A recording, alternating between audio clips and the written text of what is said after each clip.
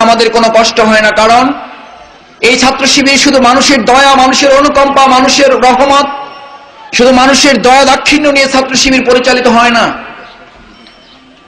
ছাত্র শিবিরের বিরুদ্ধে যে ষড়যন্ত্র এই সৃষ্টির পর থেকে শুরু হয়েছে, যদি আল্লাহ রাব্বুল আলামিন এই সংগঠনকে তার প্রিয় সংগঠন হিসেবে কবুল না করতেন, যদি এই ষড়যন্ত্রগুলো তিনি মুছে দেওয়ার ক্ষেত্রে ভূমিকা না পালন করতেন, যদি এই ষড়যন্ত্রগুলো মুছে দেওয়ার ক্ষেত্রে আল্লাহ রাব্বুল আলামিন সরাসরি তার রহমত দিয়ে এই কাফেলাকে হেফাজত না করতেন, শুধুমাত্র এই দেশের মানুষের রহমত, শুধুমাত্র মানুষের দয়া, শুধুমাত্র মানুষের অনুকম্পা দিয়ে এত বড় বিশাল সংগঠন আমাদের পক্ষে গড়ে তোলা সম্ভব হতো না। আমরা যে বুক ফুলিয়ে কথা বলি কেন জানেন? এই কারণে কথা বলি, রাজশাহী বিশ্ববিদ্যালয়ের প্রফেসর ডক্টর এম উমার আলী, আপনারা নাম শুনে থাকবেন, তিনি এখন মানারাত ইন্টারন্যাশনাল ইউনিভার্সিটির ভাইস চ্যান্সেলর ঢাকার। তিনি আমাদের একটি রাজশাহী ইউনিভার্সিটির স্মরণিকা বের হয়েছে, রক্তাক্ত মতিহার, সেখানে তিনি একটা লেখা লিখেছেন, আমি বদর দেখেছি। ওনার লেখার শিরোনাম হচ্ছে আমি বদর দেখেছি। উনি সেখানে লিখেছেন, আমরা ওনার কাছে জানতে চেয়েছিলাম আপনি লেখাটি লিখেছেন কেন? বলছে যে ইসলামী ছাত্র শিবির যখন হাঁটিয়ে পা পা করে তার যাত্রা শুরু করেছে, সকল ছাত্র সংগঠন বিরোধী বাম সংগঠনগুলো এক হয়েছে, নাম দিয়েছে সর্বদলীয় সংগ্রাম পরিষদ। মাইকিং করেছে ছাত্র শিবিরকে বিশ্ববিদ্যালয় থেকে এক নিমিষে মুছে ফেলার জন্য, এত তারিখে তাদের বিরুদ্ধে এক দুর্বার সংগ্রাম গড়ে তোলা হবে, সকল ছাত্রদেরকে সেই সংগ্রামে অংশগ্রহণ করার জন্য এবং শিবিরকে নিধন করার আন্দোলনে অংশগ্রহণ করার জন্য যোগ দেওয়ার আহ্বান জানানো হচ্ছে। মাইকিং করে ছাত্র শিবিরের ছেলেরা, ছাত্র শিবিরের সেই সময়ের তরুণ যুবকরা আল্লাহর উপরে ভরসা করে সিদ্ধান্ত নিয়েছিল, আমাদের বাতিল শক্তি আমাদের বিরুদ্ধে তারা এক জায়গায় দাঁড়াবে, আর আমরা আল্লাহর উপরে ভরসা করে এক জায়গায় দাঁড়িয়ে তাদেরকে মোকাবেলা করে কোরআন এবং হাদিসের দাওয়াত আমরা সাধারণ ছাত্রদের কাছে পৌঁছে দিব। আল কোরআন এবং আল হাদিসের দাওয়াত পৌঁছে দেওয়ার ক্ষেত্রে এক চুল পরিমাণ আমরা পিছন দিকে সরে আসব না। সেই সময়ের রাজশাহী ওই অঞ্চলের ত্রাস, যারা প্রশাসনকে চ্যালেঞ্জ করেছিল যে পুরো রাজশাহী ইউনিভার্সিটি লাগবে না, রাজশাহী ইউনিভার্সিটির একটা হল, শুধু শেরে বাংলা হলে আমাদের যে অস্ত্র আছে সেই অস্ত্র দিয়ে রাজশাহী পুরো প্রশাসনকে আমরা এক সপ্তাহ চ্যালেঞ্জ করতে পারবো। সুতরাং ছাত্র শিবির তো প্রশ্নই ওঠে না, ছাত্র শিবিরকে তো আমরা পাত্তাই দেই না, এটা 2 মিনিটের ব্যাপার। পুরো রাজশাহী প্রশাসনকে এক সপ্তাহ চ্যালেঞ্জ করার ক্ষমতা রাখতো তারা। ছাত্র শিবিরের সাথে সংঘর্ষ শুরু হয়েছে, ছাত্র শিবিরের ভাইদেরকে অযথা এসে আক্রমণ শুরু করেছে, বৃষ্টির মতো গুলিবর্ষণ শুরু করেছে। ছাত্র শিবিরের গুটি কয়েক নেতাকর্মী ইসলামী আন্দোলনের কোরআন এবং হাদিসের দাওয়াত পৌঁছে দেওয়ার মানসিকতা নিয়ে যারা সেদিন ময়দানে দাঁড়িয়েছিল, নারায়ে তাকবীরের স্লোগান দিয়ে তারা সামনের দিকে অগ্রসর হয়েছিল। ছাত্রমূর্তির সেই দুর্দণ্ড প্রতাপের অধিকারী কুখ্যাত সন্ত্রাসীরা যাদের হাতে বন্দুক, কাটা রাইফেল, পিস্তল, রিভলভার নিয়ে সামনের দিকে এগুচ্ছিল, শিবিরের গুটি কয়েক তরুণ তাদের যখন নারায়ে তাকবীরের স্লোগান উচ্চারিত করছিল, তাদের দিকে তাকিয়ে তাদের হাত থেকে এই রাইফেল, তারা তাদের হাত থেকে স্টেন গান, তারা তাদের হাত থেকে পিস্তল, রিভলভারগুলো এক এক করে সামনের দিকে ফেলে দিচ্ছিল। তাদেরকে জিজ্ঞেস করা হয়েছিল, বাইরে থেকে ভাড়া করে নিয়ে আসা হয়েছিল নিষিদ্ধ পার্টির জঙ্গি বাহিনীকে, তাদেরকে জিজ্ঞেস করা হয়েছিল তোমাদেরকে এত লাখ টাকার বিনিময় নিয়ে আসলাম আর তোমার শিবিরের এই কয়েকটা ছাত্রের সামনে দাঁড়াতেই পারলে না।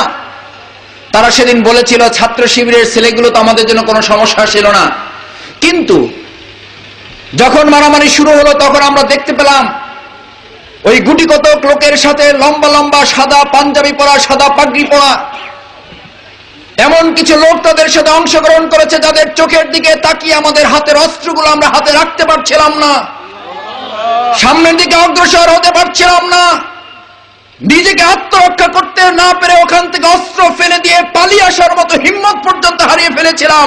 সেদিন ছাত্র শিবিরের ছেলেরা তাদের হাত থেকে অস্ত্র নিয়ে তাদের বুকে গুলি না চালিয়ে তাদেরকে প্রশাসনের হাতে তুলে দিয়ে বলেছিল এই সন্ত্রাসীগুলোকে আমরা মারতে চাই না, এদেরকে ইসলাম কবুল করার জন্য আপনাদের হাতে নিয়ে এসেছি।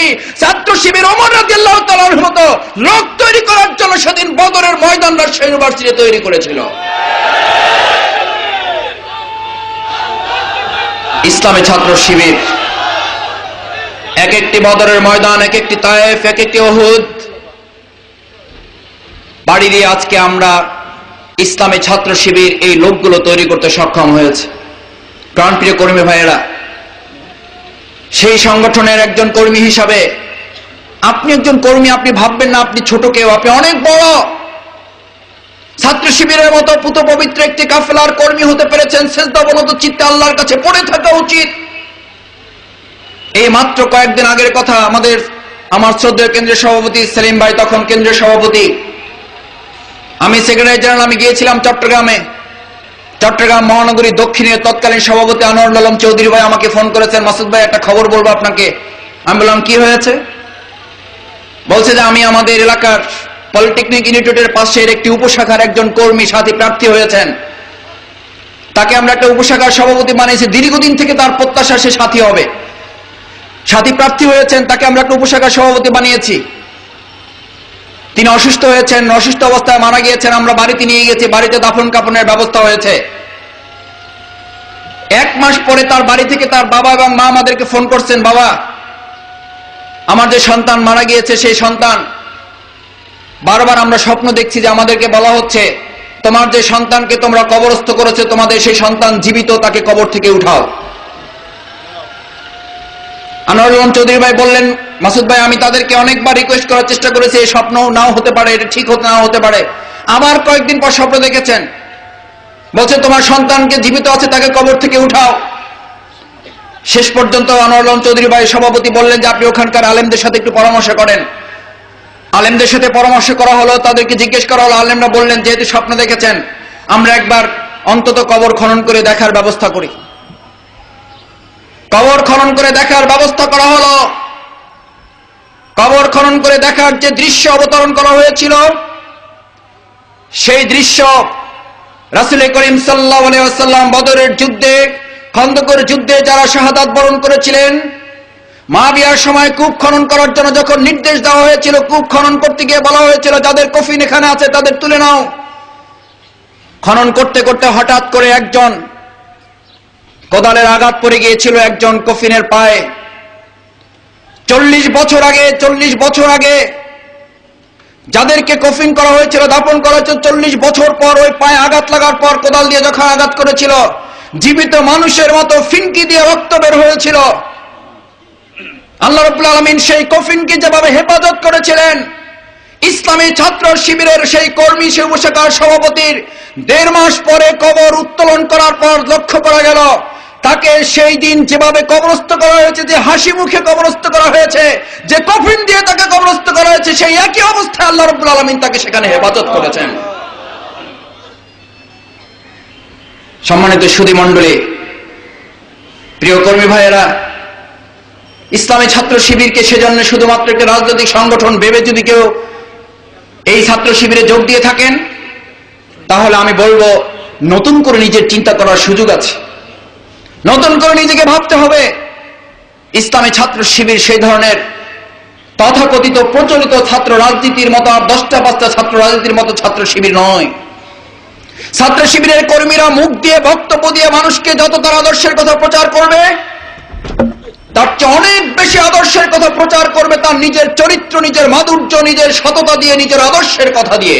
আমরা এই দেশের তরুণ ছাত্র সমাজকে ইসলামী সাহিত্য পড়িয়ে যত দাওয়াত দিব, বক্তব্য দিয়ে যত দাওয়াত দিব, আজকে কর্মী ভাইদেরকে সিদ্ধান্ত নিতে হবে। আমি আপনাদের কাছে জানতে চাই, আমরা বক্তব্য দিয়ে নয়, আমরা সাহিত্য পড়িয়ে নয়, আমরা আমাদের নিজেদের আদর্শ এই সুনামগঞ্জের তরুণ ছাত্র